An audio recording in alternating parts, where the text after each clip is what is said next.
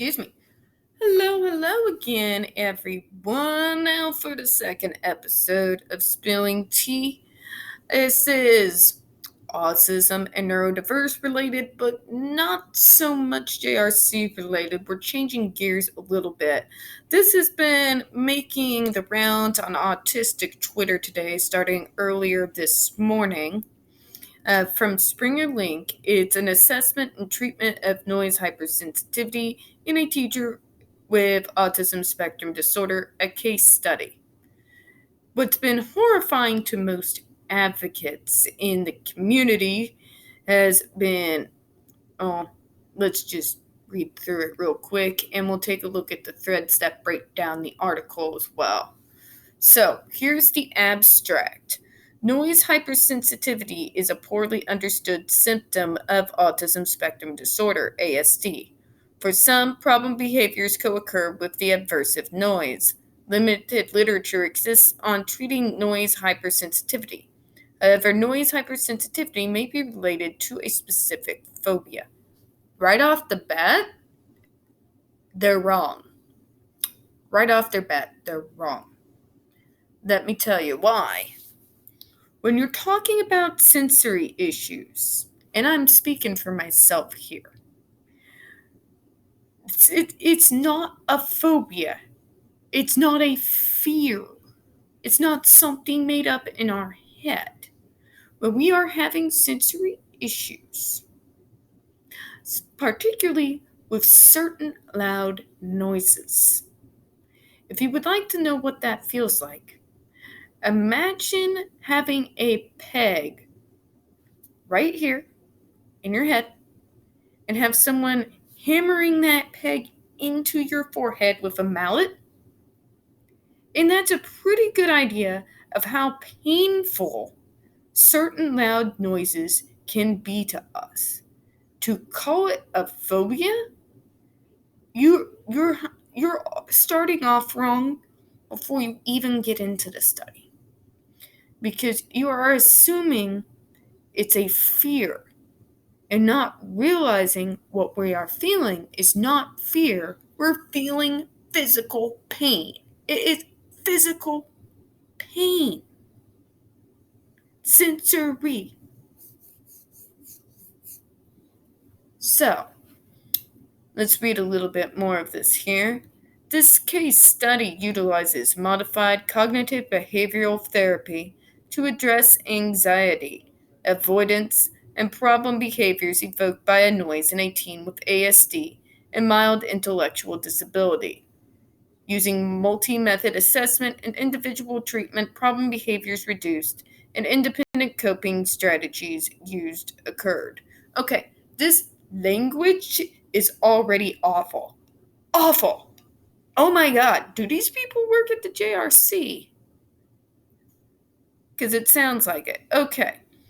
So what's wrong with that little paragraph there that I haven't even finished yet before I already have issues? Okay, let's go over this. They are assuming it's a phobia. They are assuming that the loud noise is causing anxiety and avoidance and problem issues that are being evoked by the noise. Again, they are ignoring the fact that this isn't about fear. This isn't about anxiety. This is about the fact that that noise is causing the person with ASD a tremendous amount of physical pain. Physical pain. And they are dismissing it as a fear and a phobia. So, like I said at the beginning of the article, they're coming at this from the wrong angle from the very get-go. Whatever behaviors that come out of us due to sensory issues that cause us a great deal of pain, those behaviors should be understandable, first of all. Second of all, the best way to avoid that or to intervene is to use something like noise canceling headphones so that they don't have to endure that extreme physical pain. But that is not what these guys are taking from it. So let's go ahead and read the rest of the paragraph, and we'll go over some of the breakdowns of what others have seen in this article so far, since I'm not going to pay to read this bunch of bullshit. So, okay, where was I? Successful desensitization supports the efficacy of modified CBT as treatment for noise-related anxiety and problem behaviors with ASD and ID. Outcomes are discussed considering intervention difficulties for noise hypersensitivity in complex and diverse population. So right from the outset, they're not listening to autistics when we tell them this is not about anxiety, this is not about fear, it's about physical pain. If you're not addressing the fact that this is causing severe, extreme physical pain, then your whole study is pointless. Your whole study is pointless. God knows how many millions of dollars was thrown into the trash for this one. So, let me go back to where we were before I pulled up this article. And let me go back here. Hopefully it will take me back to where it was.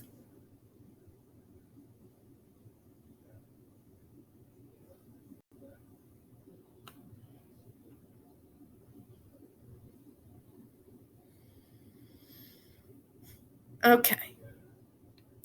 So this first breakdown is from Anne Mamott, PGC, and she states, "What is this? An autistic teenager exposed to loud noise to see how distressed he became? No mention of ethics, consent, or follow up for harms.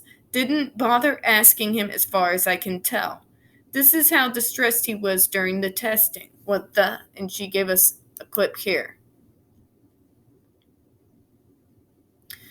Aaron's SIB was defined as attempts or successes at punching himself in the head or the body, pulling his hair, biting his hands, bending his fingers back more than 45 degrees.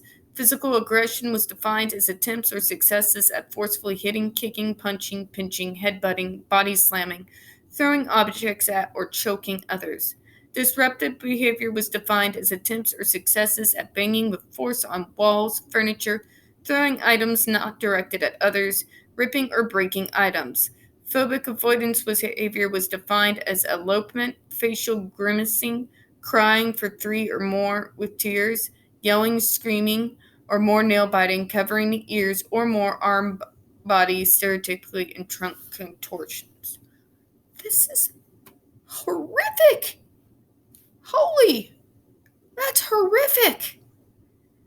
They were trying to induce these behaviors, all from this false idea that these loud noises and our reactions to them come from fear. They do not. They come from the fact that it is physically painful. And like anyone being forced to undergo extreme pain, he's reacting to being tortured, for lack of a better term, because there is no other term. God. See, it's not just a JRC that is a problem, folks. This is a systematic problem throughout the medical community. The way these researchers go about things when they study people like me. It's all approved as long as it's in the name of treatment or the way to come up with treatment. So, yeah, it's a systematic problem, folks. This is why so many autistics get angry. I don't care what your authority is. I don't care if you're a psychiatrist of like a billion years experience. Don't care. Don't give a damn. Don't care. You are not the autistic.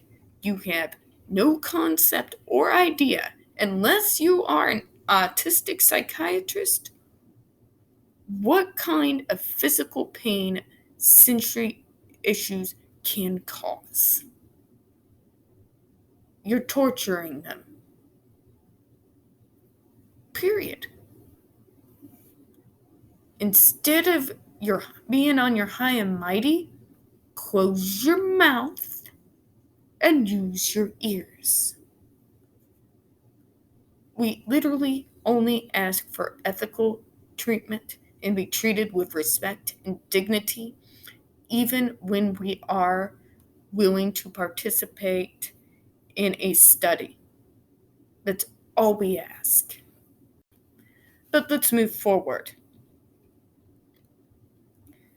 They decided that using noise canceling headphones is just a way to avoid a phobia about noise, and it's much better to force an autistic person to endure it, so we get over our silly phobia and can carry on a resilient way. No, not joking. ABA. Horrifying, isn't it, 2021? Exactly. They are so convinced that it's a phobia and they are not taking into account this is causing physical pain.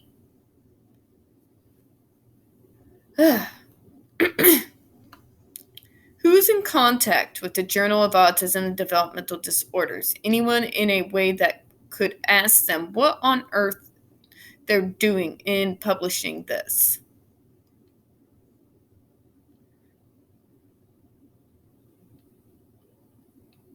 This is the team's opening gambit in describing our lovely autistic people. Charming. Individuals diagnosed as having autism spectrum disorder exhibit significant deficits in the areas of communication and socialization, as well as excess in the areas of repetitive behaviors and circumscribed intense interests. Yeah. This is the problem, folks. It's the cookie cutter approach. It groups us all together and we all have the same issues. That's not true. If you watch these videos, you know that as far as communication goes, I actually do relatively well in that area. In regards to repetitive behaviors, yes, I have repetitive behaviors. Sometimes I repeat phrases or words that I think have significant meaning in order to get a point across. Sometimes I will do things if I kind of feel issues with censoring a room, like you see me twist my hair things. And of course, they always hammer on the intense interests all the time. They don't like us disappearing from them and living in our own worlds. God knows why. But anyways, we'll go ahead and move forward here. Here's another snip from the paper. This is how they did the setup testing.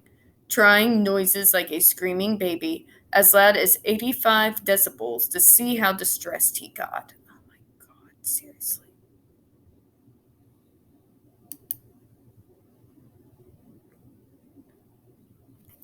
Direct observation of anxiety assessment.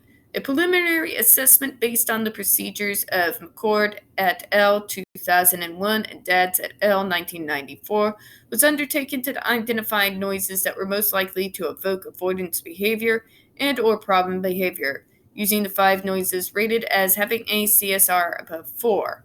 Screaming, baby crying, dog barking, fireworks, sirens, and thunder. White noise was included as a control.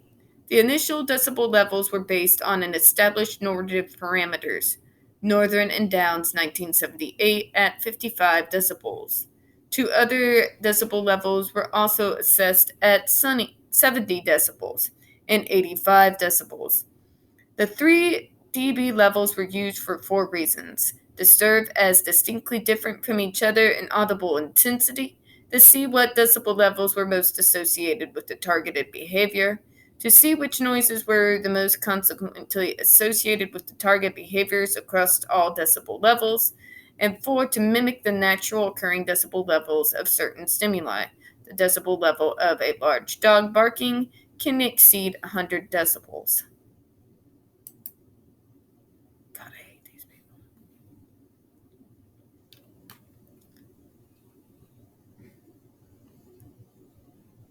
Medican.net.com shows that repeated noise of 85 decibels or above can be harmful.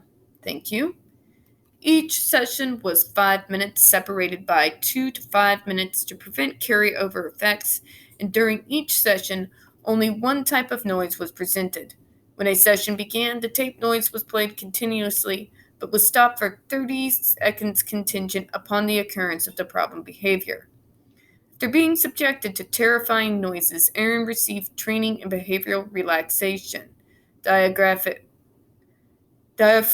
deep breathing. That doesn't do shit, folks. I take it from me, somebody who was classically trained to sing when I was in high school and middle school. Diaphragmatic deep breathing does not stop the feeling that I am having a peg drilled into my head by a freaking mallet, okay? In case anyone's wondering. Looking at preferred pictures, singing a preferred song, drinking water, asking for a break, a squeeze ball, using earplugs. Yes, after. In the same way, imagine if you went to a therapist with a terror of spiders, and as a first session, they put you in a room with spiders on you for 5 minutes at a time to see how much you scream and clawed at the walls.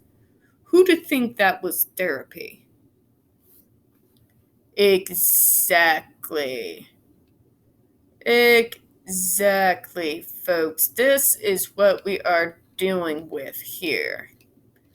Now, if we go back real quick, we had another breakdown here by the autistic science person. So I just wanted to go through this real quick. TW, abuse, torture. I'm actually going to break down this journal article and explain it's actually even worse than I thought originally.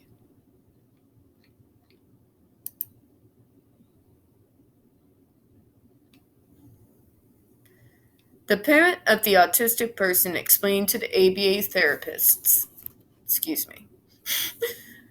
that her autistic teen has meltdowns when listening to loud noises and specific noises. Instead of just believing her or just observing the teen, they put him in a room. And they played 5 different noises to him that were assumed to be upset him. They played 5 minutes of noises, different volumes of 55, 75, or 85 decibels SPL, which is loud for neurotypicals, including babies crying, dogs barking, fireworks. They also put a heart rate monitor on him for every single session, not that it says anything about the consent at all. They say his heart rate was at a baseline without sound playing once it was on, so they assumed he was fine with it, I guess. They never show him his HR. If he had an occurrence of problem behavior, they would stop the sound for 30 seconds. Wow, what a break. A whole 30 seconds, right? And then they go back to playing the horrible loud noise that they knew he intentionally avoids. They then observe his avoidance behavior and anxious behavior as well as heart rate and plot it on a graph. His heart rate was 109 BPM on average when listening to babies crying at 85 decibels SPL, max at 100 BPM.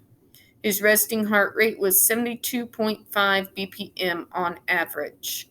The worst part is, after they torture him with loud sounds they already knew were upsetting him, they now decide that they're going to try and help him cope. They call this a preference assessment to identify which relaxation coping skills Aaron would prefer to use when the noise was present. You just tortured him, and now you're going to decide to ask him what he would like to do when the noise is present? Really? Aaron received one-on-one training in specific coping mechanisms. Note, it does not say he wanted these specific coping mechanisms. It says this is what was done. including behavioral relaxation training, some deep breathing, looking at pictures, singing songs, using a squeeze ball, drinking water, and wait for it, asking for a break from the noise, and asking for using earplugs.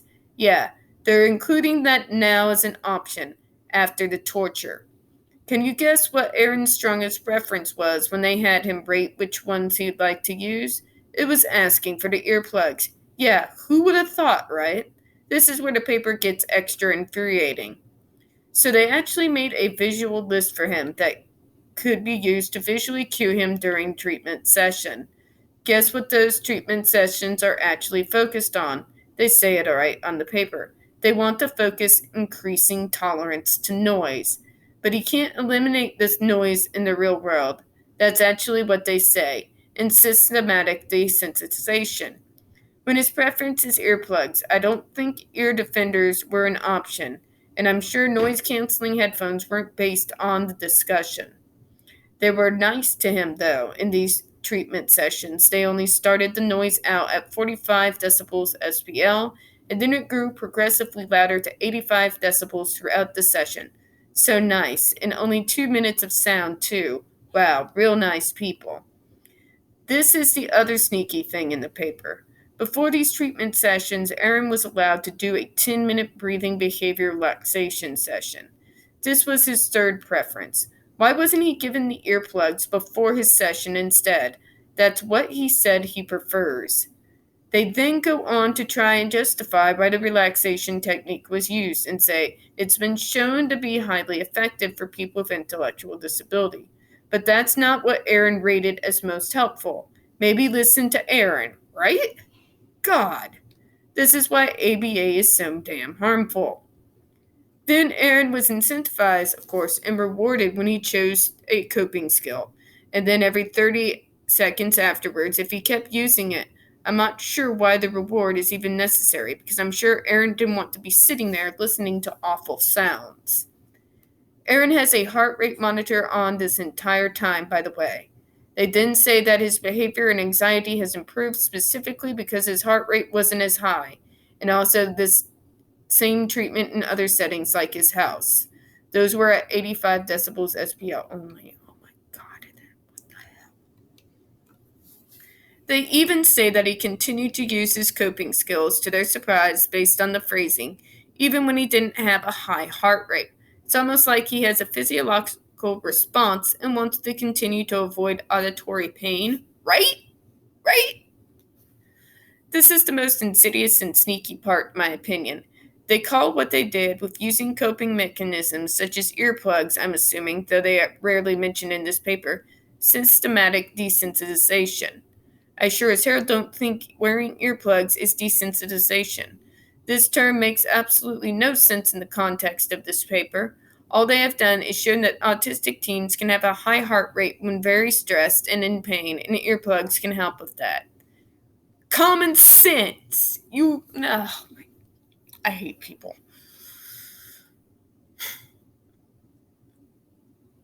They even say that this is a treatment option specifically to tolerate aversive stimuli in a more socially acceptable manner. They focus on the fact that you can't always avoid certain noises, so you need to tolerate them. But that's not even what they're doing. The discussion explicitly states that other research focused on autistic people asking for a break from the noise or using noise avoidance techniques like noise canceling headphones. They say earplugs are better because they don't completely get rid of the sound. What they stated above is utter nonsense. The idea that Aaron is less anxious because he's wearing earplugs is not desensitization, and it's not increasing tolerance. It's sensory support and ear protection, period. They call it successful desensitization.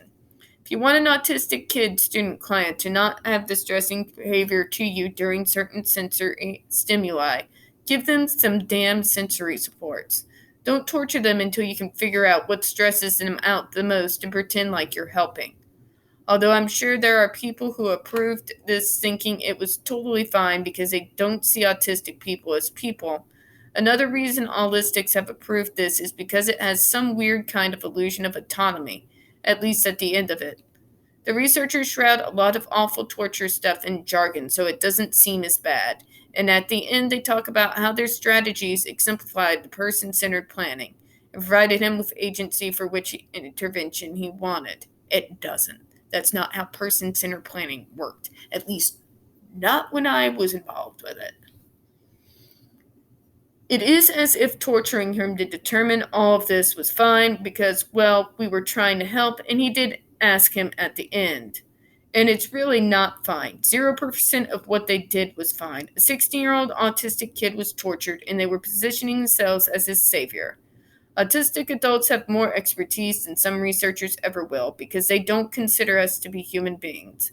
It's funny how we're so often talked over, how if we don't have credentials, then we must know nothing about helping autistic people, and how if you do have credentials and you're autistic, somehow makes you less of an expert on autism. I wondered if that parent posted in a Facebook group full of autistic adults if she would have been given him earplugs and headphones, he would have been good. Instead, he gets traumatized by autism professionals and ABA therapists because they wanted to pretend as if they were helping him to live in the real world and be independent. It doesn't really matter how independent you are in this life if you end up dead. Alright, so that's a pretty good covering of it, actually. And we've gone over research like this before. We've also gone over things like the beep beep machine. When we tell you guys that the medical model essentially does not treat us as human beings, this here is exactly the very thing that I'm talking about. This is what we're up against, folks. The JRC may be the most notorious, but they are by far not the only people within the medical industry that torture autistic kids. Not by a long shot, unfortunately. When you have things like ABA, which is in this research paper, what you just witnessed was ABA. That's what it is. Again, it's not what they tell you it is. And this is my Exhibit A.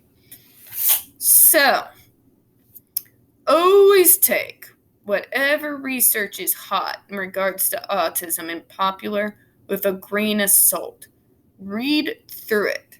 Imagine being the autistic. Or if you have questions about the research, even bring it onto Twitter. Use the Asking Autistic hashtags because by and large, we're going to have more experience than any clinician that you are going to find because we are the ones who actually have the disability. No, we're not all the same. And I may not be like your son, but I guarantee you I have a better understanding of your son than that cold clinician over there who just will literally cause him pain just to see what makes him tick. All right, folks, that's all I got for this afternoon. And there may be another video later. I'm not really sure, but in the meantime, I do appreciate your time this afternoon, and I do hope you all have a good one. Don't forget to like, comment, and subscribe. Bye-bye. Almost got through it, guys, without coughing.